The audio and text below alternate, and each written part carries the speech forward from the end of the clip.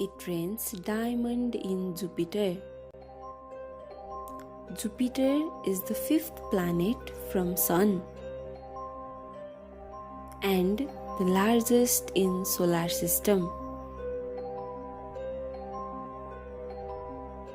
Its mass is 1.9 octillion kilograms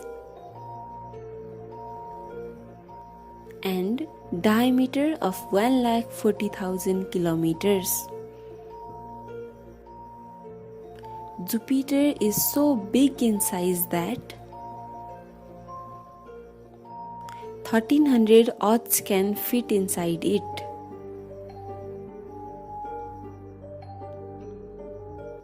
Jupiter has a very weird atmosphere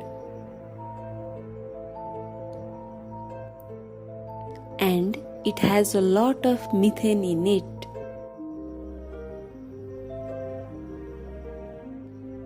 So, when lightning hits the methane breaks down to carbon.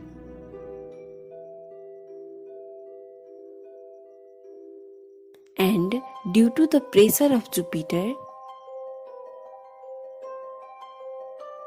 carbon gets converted to diamonds